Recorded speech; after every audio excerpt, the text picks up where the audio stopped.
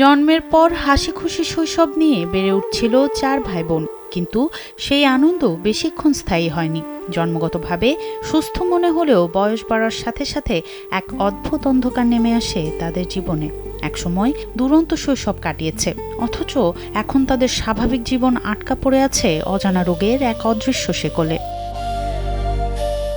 এক বিরল জেনেটিক রোগ তিলে তিলে শেষ করে দিচ্ছে তাদের। প্রথমে হাত পা অবশ হয়ে আসা, তারপর ক্রমশ হারিয়ে যেতে থাকে চলার শক্তি। এভাবেই পরিবারের 4 জন সদস্য আজ পুরোপুরি বিকলাঙ্গ।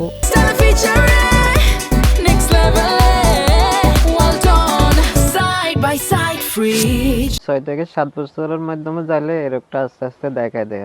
প্রথমে আপনার গিরাটা হালকা ফুলে যায়, তারপরে চলাফেরা করা যায় না। আমাদের ইনকাম বলতে আমরা তো সবাই শারীরিকভাবে আসলে অসুস্থ, কেউ তেমন ভাবে স্বাভাবিকভাবে চলতে পারি না। যে বয়সে মাঠে দৌড়ে বেড়ানোর কথা, সেই বয়সে অন্যের সাহায্যের অপেক্ষায় প্রহর গুনতে হয় তাদের। অভাবের সংসারে একদিকে ক্ষুধার জ্বালা, অন্যদিকে চিকিৎসার খরচ, দুয়ের চাপে পিষ্ট হয়ে পরিবারটি এখন চরম মানবেতর জীবন পার করছে। সারা রাত কষ্ট করতে আছি, গুণ যাইতে পারি না, কন কন আগাতে। সরকার আমাদের ফাঁসে যদি ধারা কোনো সহযোগিতা আমরা পাইতেছি সরকারের থেকে। নিজেরও তাই কষ্ট হয়, কোনো কষ্ট খেলাসে দিন যায়, আল্লাহ জানে নুনে হেনে খাবাই আল্লাহ দিন কাটা অঙ্গ তো আর খের কাছে যেন যায় খামু সেই জায়গা নাই। ছোটখাটো একটা দোকান করি, এই দোকানের ইনকাম অল্প স্বল্প হইলেও এগুলা দিয়ে 8-9 জন মানুষের সংসার চালাতে হয়। আমারে অনেক কষ্ট হয়, অনেক হিমশিম খাইতে হয়। মর্মান্তিক এই চিত্রটি নোয়াখালীর সুবর্ণচর উপজেলার চরবাটা ইউনিয়নের চরমজিদ গ্রামে। এই পরিবারটির 4 ভাই বোনই এখন শারীরিক প্রতিবন্ধকতার শিকার। বাবা মায়ের সামর্থ্য নেই যে বড় কোনো হাসপাতালে নিয়ে উন্নত চিকিৎসা করাবেন। স্থানীয় চিকিৎসকদের দুয়ারে ঘুরেও মেলেনি কোনো সঠিক সমাধান, বরং সময়ের স্রোতে ফিকে হয়েছে তাদের স্বাভাবিক জীবনে ফেরার স্বপ্ন।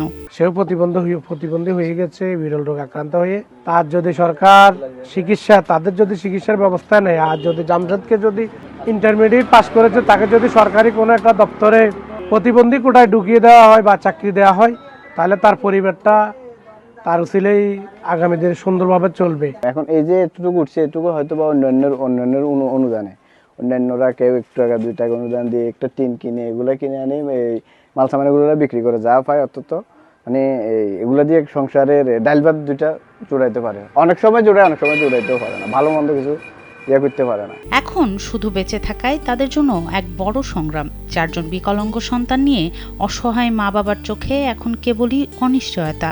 আমার 4টা ছেলে মেয়ে প্রতিবন্ধী, আমার মা আছে, শাশুড়ি আছে, আমি কত কষ্ট করি জীবন যেমন। আমার ছেলে একটা দোকান করি, যেনে দিনটা কাটাইতে আছে, দোকানেরও ধরনের এত মাল মিরকা নাই, কোনো সহযোগিতা আমরা পাইতেছি না। দ্রুত সুচিকিৎসা আর পুনর্বাসনী পারে এই পরিবারটির মুখে হাসি ফেরাতে। এই অসহায় পরিবারের 4 ভাই বোনকে দ্রুত চিকিৎসা ও পুনর্বাসনের দাবি জানিয়েছেন এলাকাবাসী। সোনম সিদ্দিকী, কালবেলা।